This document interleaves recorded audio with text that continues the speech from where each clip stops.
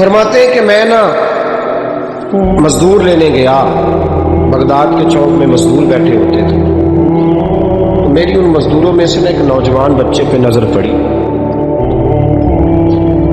بڑا کمزور سا وجود تھا لیکن چہرے پر عبادت کا نشان تھا، ماتھا بتاتا تھا کہ نماز کا بڑا خیال رکھتا ہے۔ میں اس کے قریب گیا، چہرے بھی بڑا کچھ بتاتے ہیں نا، چہروں میں بھی بڑی رانائی ہوتی ہے۔ فرماتے ہیں میں قریب گیا، میں نے اس کو کہا بیٹے مزدوری کرو گے؟ تو کہنے لگا مزدوروں میں بیٹھا ہوں تو حضور مزدوری کے لیے ہی تو بیٹھا ہوں۔ تو میں نے کہا کہ چلو پھر۔ کہنے لگا نہیں میری کچھ شرطیں۔ میں نے کہا بتاؤ؟ کہنے لگا پہلی شرط یہ ہے کہ لوگ 4 دینار دیہاڑی لیتے ہیں، میں 3 دینار لوں گا۔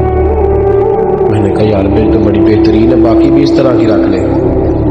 اس نے کہا حضور دوسری شرط یہ ہے کہ میں آپ کی مکمل بات مانوں گا لیکن جب اذان ہو جائے گی پھر آپ کی نہیں سنوں گا۔ تیسری بات اس نے یہ کی کہ حضور میں آپ کے گھر میں کام کروں گا پر آپ کے کسی سوال کا جواب نہیں دوں گا۔ کہتے میں نے کہا یار تو بڑا عجیب ہے، شرطیں تو مالکوں کی ہوتی ہیں۔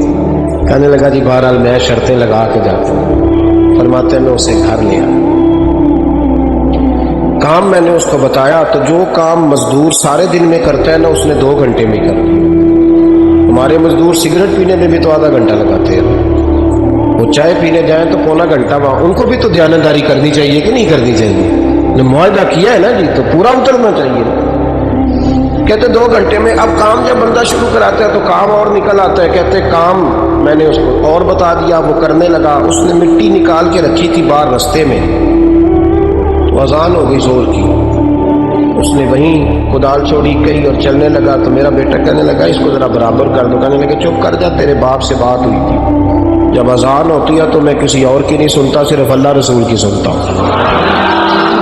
کہتے ہیں مسجد چلا گیا، نماز پڑھ کے آیا تو دوپہر کا وقت تھا۔ میری بیوی کہنے لگی اس کو کھانا کھا لے۔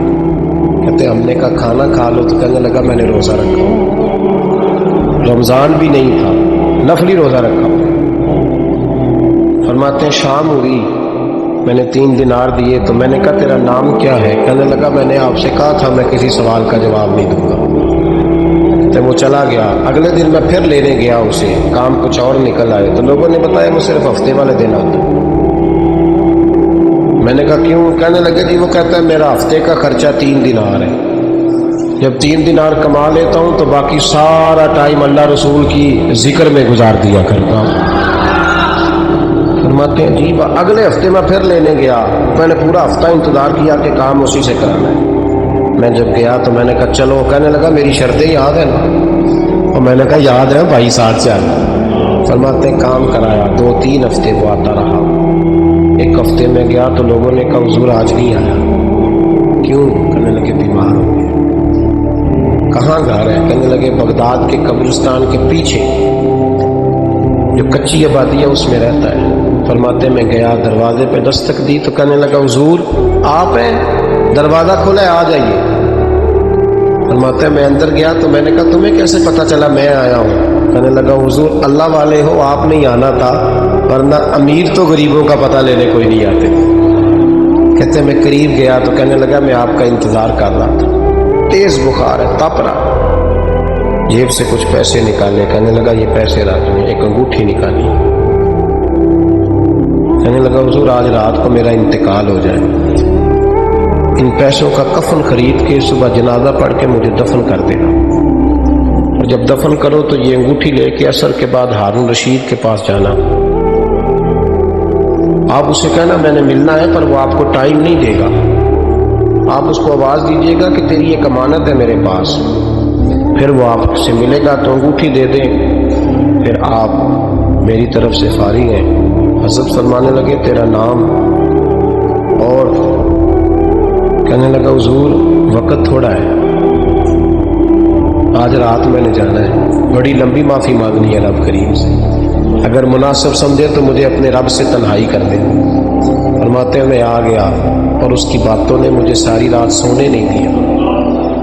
فرماتے ہیں صبح بڑی مشکل سے سورج نکلا، میں گیا دروازے پہ ہاتھ رکھا تو دروازہ کھلا ہوا ہے، اندر داخل ہوا تو خوشبوئیں میرا استقبال کر رہی تھی، جب چہرے سے کپڑا ہٹایا تو اس کا تو انتقال ہو چکا، انتقال ہو چکا، ایسے جیسے کسی کا دیدار کر کے سویا۔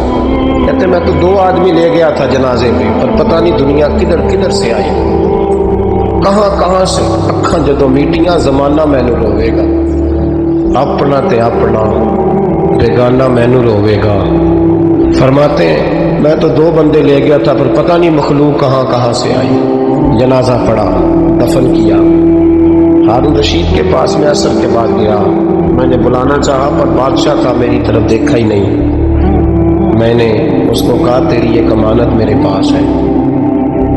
فرماتے ہیں وہ مجھے کونے پہ لے گیا، کیا بات ہے، کمرے میں بلایا، میں نے انگوٹھی دی۔ ہارون رشید تو چیخے مارنے لگا، کہنے لگا انگوٹھی والا کہاں ہے؟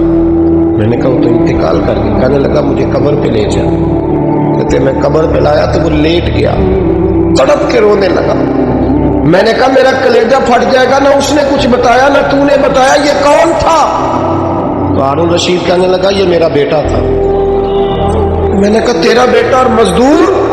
کہنے لگا حضور یہ حضرت داؤد تائی کے پاس بیٹھا کرتا تھا، ان کا مرید تھا، مجھے روز کہتا تھا ابا تو نے بڑی دنیا اکٹھی کر لی ہے، مرتے وقت تجھ سے ٹانگیں سمیٹی نہیں جائیں گی، اتنا حساب نہیں تو دے سکے گا۔ میں اس کو سمجھا دیتا، اس کی اماں سمجھا دیتی۔ یہ روز ہمیں کہتا چھوڑ دو، آ جاؤ اللہ رسول کی بارگاہ میں جھک جائیں۔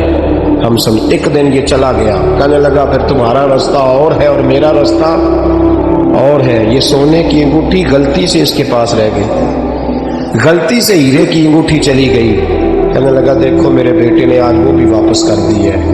پھر تڑپ کے کہنے لگا ہارون رشید تھا تو یہ میرا بیٹا، پر میرا مرشد نکلا، میرا پیر نکلا۔ بھائی زندگی تو بڑی تھوڑی ہے نا۔ بابا صاحب نے کہا تھا اٹھ فریدہ ستیا، اور داڑھی آ گیا پور، اگا نیڑے آ گئے، پچھا رہ گیا دور۔ اٹھ فریدہ ستیا، خلقت ویکھن جا، متے کوئی مل جائی بخشیا تے تو ہی بخشیا جا۔ اٹھ فریدہ ستیا، جھاڑو دے مسیت، تو ستے رب جاگدا، تیری ڈاڈے نال پرید۔ میرا رب ہمیں بھی اپنی بارگاہ میں قبول فرما۔